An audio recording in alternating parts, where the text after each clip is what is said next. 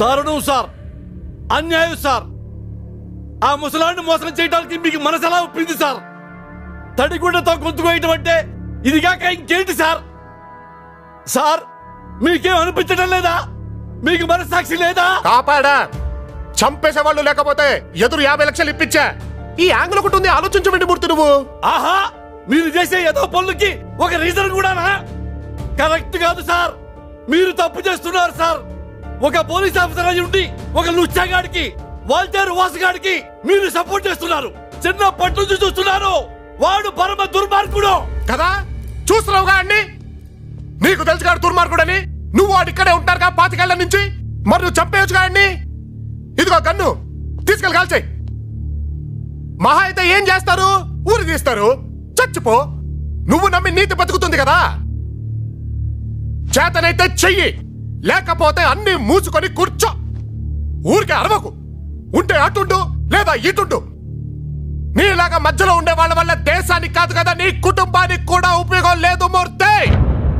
నీతి, నిజాయితీ, దేశం, దేశభక్తి సొల్లాపో. ఆ బ్యాగ్ లో 500 కట్లు 1000 కట్లు ఎన్ని ఉన్నాయో లెక్కట్టడం నేర్చుకో. అది అక్రమ సొమ్ము, నేను ముట్టుకోను.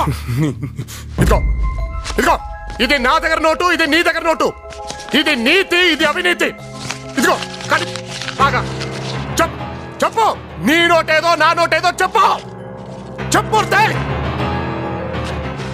నీ నోట్లో ఉన్న నిజాయితీ ఈ నోటులో లేదు మూర్తి. నరవడం కాదు, దేశంలో జరిగే ప్రతి అవినీతికి మొదటి సాక్షి పెట్టారు కదా బొమ్మ తీసుకొచ్చి పెట్టారు కదా దీని మీద. పాపం అయిన ముందుగా జరిగేది మొత్తం. ఇదిగో పెట్టుకొని ఆ బ్యాగ్ ఇంటికి తీసుకెళ్ళు. నాకొద్దు. సరే, నువ్వు నా బ్యాంకువి, నేను నీ దగ్గర దాస్తున్నాను. దాయ్ రేయ్, ఎప్పటికిప్పుడు ఏ సునామీయో వచ్చి నువ్వు కొట్టుకుపోతే బాగుంటది, నువ్వు చచ్చిపోతే బాగుంటది.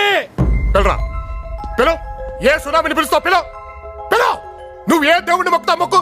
రాత్రంతా నీ అమ్మ ఇక్కడ కూర్చొని ఉంటా. రమ్మని సునామీని పట్టుకెళ్ళి మంటలో. అది నాకు కొంచెం ప్రత్యేకంగా రాదు మూర్తి. అది వచ్చినప్పుడు నువ్వు, నేను, వాల్టేరు వాసుగాడు, ముసలాడు, వాడి మనవరాలు అందరం పోతాం. దానికి నీలాగా నాలాగా కన్ఫ్యూజన్స్ లేవు. క్లారిటీ ఎక్కువ. వచ్చుద్ది, మరతెట్టుద్ది, లాక్కెళ్ళిపోతాయి. సునామీ అంట సునామీ. ఇక్కడ కూర్చోటారా? రమ్మను. రాదే.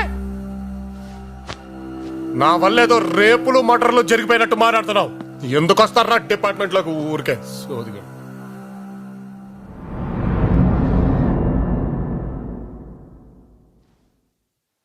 నాన్న, ఈరోజే లాస్ట్ డే నాన్న. ఫీజు కట్టకపోతే ఎగ్జామ్స్ రాయనివ్వరు, కాలేజ్లోంచి తీసేస్తారు నాన్న.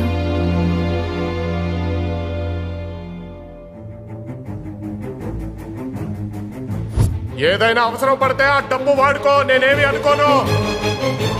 ఎంత కట్టాలమ్మా? 40,000 నాన్న. అంత డబ్బు మీ నాన్న దగ్గర లేదమ్మా. వాళ్ళు తీసేసేదాకెందుకు?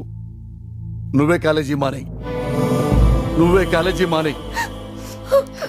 అందరు పోలీస్ కుటుంబాలు బానే ఉన్నాయి, మన బతికి ఇలా ఏడ్చింది. కర్మ తల్లి కర్మ, కూతుర్ని చదివించుకోలేని తండ్రి కడుపును పుట్టావు. నీలాగా మధ్యలో ఉండే వాళ్ళ వల్ల దేశానికి కాదు కదా, నీ కుటుంబానికి కూడా ఉపయోగం లేదు మూర్తి.